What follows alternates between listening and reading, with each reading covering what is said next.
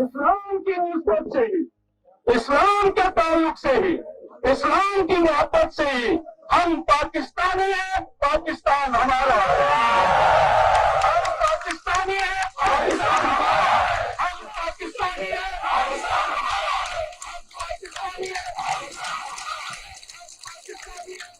زندگی کی ہر تیسری رات جو ہے وہ جیل میں گزری ہے، تو آپ اندازہ کر سکتے ہیں کہ وہ جو ایکویشن خان صاحب نے بنائی ہے وہ واقعتاً اس ایکویشن کے حقدار تھے.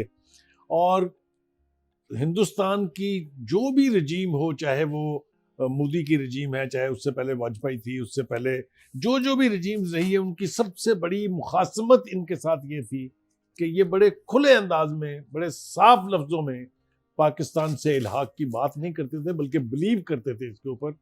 اور ابھی ابتدا میں جو فوٹیج آپ نے دیکھی ہے، آپ نے دیکھا کس شدت کے ساتھ وہ پاکستان ہمارا ہے کا نعرہ لگا رہے ہیں، ہم پاکستانی ہیں کا نعرہ لگا رہے ہیں.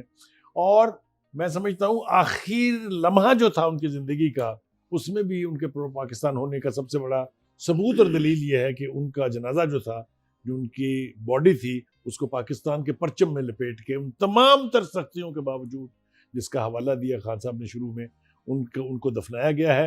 ہرچند کہ یہ تدفین جو ہے، اس کو نارمل تدفین نہیں کہہ سکتے، بہت ہی جبر کے تحت یہ تدفین ہوئی ہے. اور میں سمجھتا ہوں کہ جتنی مرضی کوشش کر لے ہندوستان، یہ امیجز جو ہیں، جس طریقے سے کرفیو زدہ پورا کشمیر تھا، اور جس سختی اور اس کے ساتھ ان کے رشتہ داروں کو دور رکھا گیا ان کے جنازے سے، وہ امیجز اب دنیا سے چھپ نہیں سکتے ہیں. میرے خیال سے یہ حرکت جو ہندوستان نے کی ہے، یہ اس کا منہ چڑھائے گی کہ ایک اتنا بڑا کشمیری لیڈر جو آل پارٹیز حریت کانفرنس کا جو سرکردہ لیڈر تھا، اس کے ساتھ مرنے کے بعد بھی جو سلوک روا رکھا گیا، وہ ہندوستان کی ریاستی جبر کی سب سے بڑی دلیل. یہ سید علی گیلانی ریسپیکٹیبل کشمیری لیڈر تھے. He was the only non controversial leader جو کشمیر کی آواز کو بلند کرنے میں سب سے آگے تھے. چاہے کشمیر کی آزادی کی پولیٹیکل تحریک ہو، چاہے عسکری تحریک ہو، ان تمام تحریک کے وہ ایک ایسے رہنما تھے جو سب ان کے پیچھے تھے. جن کے بارے میں قاضی حسین احمد نے کیا بات کہی تھی کہ جب وہ امیر منتخب ہوئے تو انہوں نے کہا کہ میں آپ کا امیر ضرور ہوں، مگر میرا امیر سید علی گیلانی ہے. دیکھیں کتنی بڑی بات ہے. اور اس کے علاوہ دیکھیں انہوں نے اپنی تمام زندگی ڈے ون سے لے کے مرنے تک انہوں نے پاکستان کا نام لیا. اور ان کے اکثر بیانات میں کیا تھا؟ توحید تھی، نبی پاک صلی اللہ علیہ وسلم کی رسالت پہ ایمان، اور ان کے ایمان کا تیسرا حصہ پاکستان تھا، پاک سر زمین. یہ وہ الفاظ ہیں جو وہ ہمیشہ ادا کرتے تھے.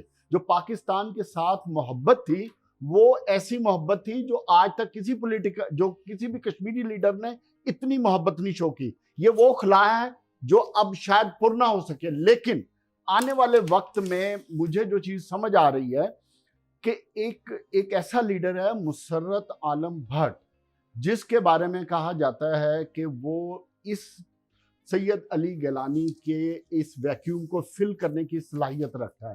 اس کی میں آپ کو مثال اس کی دیتا ہوں. تربیت ساری ان کی ان کی نگرانی میں تربیت ہوئی. بھی انہوں نے کی کہ وہ، اور پھر وہ اس کے سیکرٹری جنرل بھی تھے اس پارٹی کے. اس کے علاوہ ایک بڑی امپورٹنٹ چیز ہے خان صاحب، 2016 میں جب مزنی ٹھیک ہے شہید ہوتا ہے، اور اس کا خون وہ خون ہوتا ہے جو نوجوانوں کو آگے لاتا ہے، جو نوجوانوں کو اس تحریک میں، ایجوکیٹڈ نوجوانوں کو اس تحریک میں جان ڈالتا ہے. تو میں یہ سمجھتا ہوں کہ اب ایک ایسا سینیرو چینج ہونے جا رہا ہے جو کشمیر کی پوری آزادی تک انشاءاللہ، جو آپ نے بات کی، جو پی جے نے بات کی، وہ اس بندے کے مسرت عالم بھٹ نوجوان آدمی ہے. اس کے ہاتھ میں آنے والے وقت میں سیاسی اور عسکری ساری قیادت اس کے پیچھے متحرک ہوگی، اور بہت سے لیڈر جو سائلنٹ ہو کے، خاموش ہو کے اس تحریک میں بیٹھیں، شاید وہ ارریلیونٹ ہو جائیں. دیکھیں یہ تو چلے ہم اس پہ ڈیبیٹ کرتے رہیں گے پروز اینڈ کونس کے اوپر. ایک چیز جو دنیا کو دکھانی چاہیے کہ under article 43 of the 4th Geneva convention and under article 78 ان کو ریویو ایک سال میں 2 دفعہ ہوتا ہے. They did nothing of the sort. They did nothing وہ of the تو- sort. نہیں دیکھیں وہ تو this state shows terrorism ہے. That is a state state terrorism. terrorism. That's it. State That's way, it. ہاں. دیکھیں ایک اسٹیٹ بات دو ٹیررزم خان صاحب اگر اجازت دیں گے مجھے آپ, ایک تو یہ کہ پاکستان میں ان کی وفات کے اوپر جس طریقے کا رسپانس آیا ہے, چاہے وہ سوگ اناؤنس کرنے کی صورت میں ہے, پاکستان میں 1 دن کا سوگ ہے, آزاد کشمیر جو ہے وہاں پر 3 دن کا سوگ ہے, اور جو پاکستان کی لیڈرشپ ہے, چاہے وہ عسکری لیڈرشپ ہے, چاہے وہ سویلین لیڈرشپ ہے, انہوں نے جس طرح کا کمپلیمنٹ اور ٹریبیوٹ پیش کیا ہے ان کی ذات کو, اور چیف آف آرمی سٹاف نے تو یہاں تک کہا ہے کہ ان سید علی گیلانی کا مشن جو ہے وہ کشمیر کی آزادی تک جاری رہے گا انشاءاللہ. تو میں سمجھتا ہوں کہ ان کا قد کاٹ جو ہے ان ساری باتوں سے ڈٹرمن ہوتا ہے کہ وہ کتنی مضبوط پاورفل آواز. حریت کانفرنس کے سارے لیڈرز اپنی جگہ سارے بڑے اہم ہیں اور ان کی قربانیاں بھی بڑی شاندار ہیں, لیکن Ali Gilani was head and shoulder above age wise. اسی ان کا جو ویژن تھا, ان کا جو پریزنٹیشن تھی پاکستان کے بارے میں, that was very very forceful. اور پھر خاص طور پر جب وہ ایک 90 سال کے اسی بزرگ سے ایسی ایک ہمت والی اور اپنا باتیں نکلتی تھیں تو اس کا ایک پوری ویلی پر ایک اثر پڑتا تھا. سید گیلانی نے جو ہندوستان کا جو چہرہ ہے اس پر کالک مل دی ہے اسی. اور آج روہیل گاندھی بھی کہتا ہے کہ جس ہندوستان کے لیے گاندھی اور نہرو نے ساری عمر لگا دی کہ اس کا امیج ایک ڈیموکریٹک اور اپنا ایک لبرل امیج بنے ایسی, وہ اس شخص جس کا نام مودی ہے اس نے وہ دونوں امیج جو ہیں وہ اس نے ٹارنش کر دیے. وہ جو امیج اسی آج روہیل گاندھی جو کہ جواہر لال نہرو کا نواسا ہے, پڑنواسا, آج وہ پارٹی جو کہ خالق پارٹی ہے ہندوستان کی, وہ اس نتیجے میں پہنچی ہے کہ ہندوستان کا جو امیج تھا دنیا میں وہ ٹارنش ہو گیا ہے, ہندوستان کے منہ پر کالک مل دی ہے, اور اس کی تمام ذمہ داری یہ جو شخص ہے جس کا نام مودی ہے. تو چیز یہ ہے اس امیج کو بلٹ اپ کرنے میں, اس کو برباد کرنے میں جو تمام جو ہے ان کے لیڈرز, کشمیر لیڈرز کا رول ہے. لیکن کمال کا شخص تھا وسیع, میں تو اس کا بہت بڑا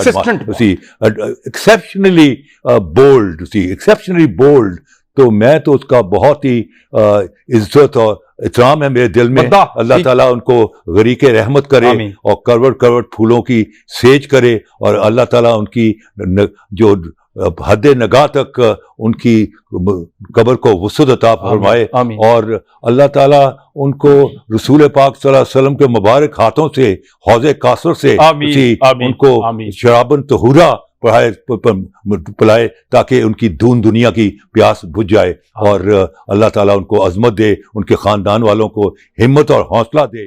میں ابھی دیکھتا ہوں اگر حسن میر صاحب ہیں سری نگر سے, ایک صحافی جن سے ہم ٹیلی فون پر رابطہ کرنے کی کوشش کر رہے ہیں, اگر ان سے ہمارا رابطہ ہو گیا ہو تو ان سے ہم پہلے بات کر کے پھر میں بھٹی صاحب سے اس پر کامنٹ لینا چاہتا ہوں. حسن میر, آپ میری آواز کو سن رہے ہیں؟ جی السلام علیکم, میری آواز آ رہی ہے آپ کو؟ جی حسن میر صاحب, تھینک یو ویری مچ. یہ بتائیے کہ آپ اس وقت کہاں پہ ہیں؟ بہت شکریہ. ہماری بات یقیناً آپ تک بمشکل ہی پہنچ رہی ہوگی کیونکہ یہاں پر سروس بھی بند ہے اور باقی بھی مسائل ہیں. میں بنیادی طور پر پونچھ میں کا رہائشی ہوں, اور پونچھ سے میں ٹریول کر رہا تھا جب کل یہاں پر ہمیں اطلاع ملی کہ جناب سید علی گیلانی اب اس دنیا میں نہیں رہے. تو میں بھی ان کے چاہنے والوں میں سے ہوں, اور میں نے یہاں سے ٹریول کرنا شروع کیا. سری نگر کی طرف گھر ہے, لیکن بھارتی افواج نے, بھارت کی مقبوضہ افواج نے, یہاں کے سیکورٹی اداروں نے راستے بند کر دیے تھے. یہاں موبائل سروس معطل کر دی تھی, ہمیں نہیں پہنچنے دیا گیا.